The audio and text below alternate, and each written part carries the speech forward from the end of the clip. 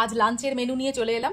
কিচ্ছু নয়, সবাই না সাজিয়ে গুছিয়ে এত এত জিনিস দিয়ে লাঞ্চের মেনু দেখায়। আমি দেখো স্রেফ ডাল ভাত আর যেটা লোটে মাছের পকোড়াটা করেছিলাম সেইটা, আর কিচ্ছু নেব না, নাথিং। কেন বলো তো? আমার লোটে মাছের ঝুড়া থাকলে বা লোটে মাছের পকোড়া থাকলে না পাতে আর কোনো জিনিস আমার নিতে ইচ্ছা করে না। যেমন অনেকে বলে না মাটনের ঝোল হলে মাটনের ঝোল আর ভাত খাবো, আর কিচ্ছু নয়, সেই রকম আমার লোটে মাছটা লাগে। আগে খেতাম না, কিন্তু এখন সত্যিই প্রেমে পড়ে গেছি।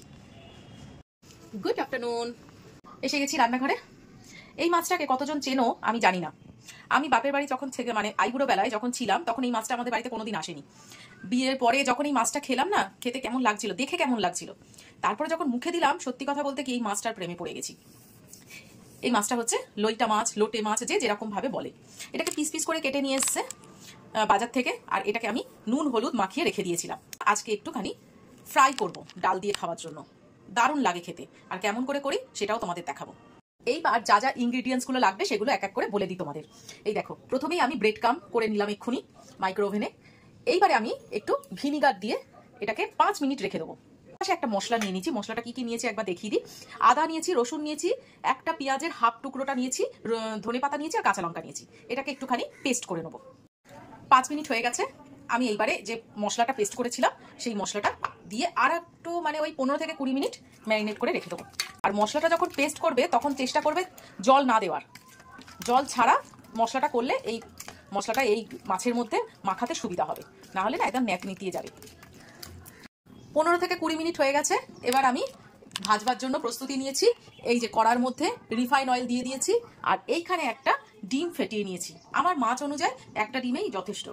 এতক্ষণ আমি কিন্তু ম্যারিনেট করেছিলাম, কিন্তু নুন দিইনি, কেননা নুন দিয়ে দিলে কিন্তু জল কেটে যেত। তাই জন্য নুনটা এখন দেবো, আর একটুখানি সামান্য ডিমের মধ্যেও দেবো। ডিমটাকে সুন্দর করে ফেটিয়ে দিয়েছি। এইবারে এক একটা করে মাছ নেব, নিয়ে এই ডিমের মধ্যে ডোবাবো আর ব্রেড কামে দিয়ে দেবো। আর এইবারে তেলের মধ্যে ছেড়ে দেবো এক এক করে। কি কেমন মনে হচ্ছে? হোক আগে, তারপরে দেখাচ্ছি। সবগুলো আমার ভাজা হয়ে গেছে। এইরকম এই যে ছোট্ট বাচ্চাকে আমরা মানুষ করি না, 6 মাস 2 মাসের বাচ্চাকে, যে একদম বাবা আলতো করে ধর, না হলে কিন্তু ঘাড় পেকে যাবে, ঘাড় মটকে যেতে পারে, এইরকম ব্যাপার। এই মাছটাও সেই রকম। এই মাছটাও না প্রচন্ড নরম, ওই জন্য খুব আলতো করে এপিট ওপিট করতে হয় এবং খুব আলতো করে একে এদিক ওদিক করে ভাজতে হয়। তো চলো এই দিয়ে ডাল দিয়ে ভাত দিয়ে খেয়ে নি, কেমন লাগে দেখে নি একবার। চলো, আজকে অনেক দিন পরে তোমাদের কাছে তোমাদের সঙ্গে গল্প করতে করতে খাবো। অল্প ভাত নেই তো, ওই জন্য না বেশি হাবিজাবি আমার খেতে ভালো লাগে না। অনেকে বলে যে অল্প ভাত খেলে আনুষাঙ্গিক সবজি টবজি দরকার, কিন্তু সত্যি কথা বলতে কি সকালবেলায় ওরা তো সবজি টবজি খেয়ে যায় না। এইবারে কি হয়, দুপুরবেলায় নিজের জন্য আমি কোনো কিছু করতে ইচ্ছা করে না, এক্সট্রা করে কোনো কিছু করব হয় না। ওই জন্য যা ওরা খেয়ে, দারুণ হয়েছে পূর্বন।